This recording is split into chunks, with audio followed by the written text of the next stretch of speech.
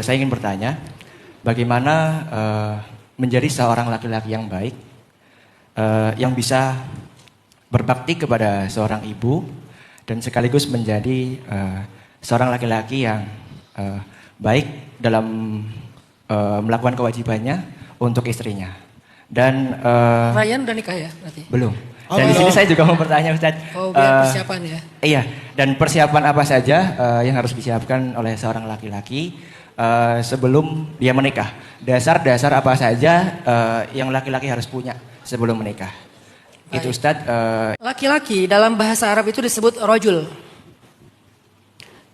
Sinonimnya al-mar'u.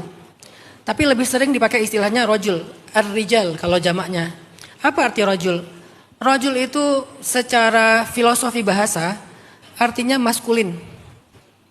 Jadi bukan tentang jenis dia seorang laki-laki aja, bukan. Tapi sisi maskulinnya, itulah rojul. Maka ketika kita membahas tentang laki-laki atau rojul, kita akan bicara tentang sifat-sifat rujulah.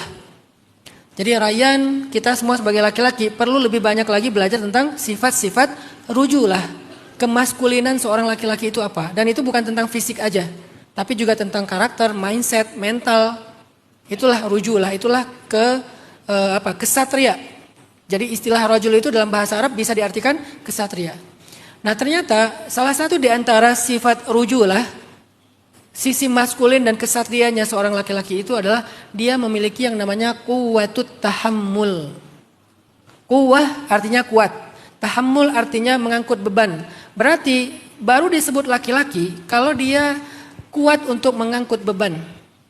Beban di sini bukan beban fisik aja, tanggung jawab, amanah, menafkahi, membahagiakan, melindungi, menjaga, merawat.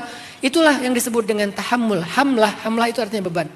Maka kalau misalnya Ryan bertanya, gimana cara saya menjadi seorang anak, menjadi seorang suami, persiapan menikah, coba Ryan lebih banyak lagi belajar tentang sifat-sifat rujulah. Salah satunya adalah tentang mengangkut beban. Sehingga kalau ketika Ryan masih sendiri udah terbiasa mengambil tanggung jawab, mengambil amanah, mengerjakan sesuatu sesuai dengan amanahnya, insya Allah nanti ketika diberikan amanah keluarga, Ryan udah nggak asing lagi dengan hal-hal yang kayak gitu.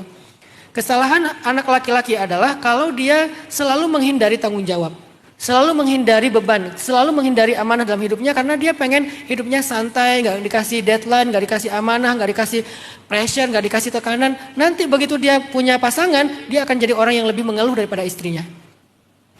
Dan laki-laki kalau dia lebih rapuh daripada perempuan, rumah tangga itu nggak akan berdiri tegak.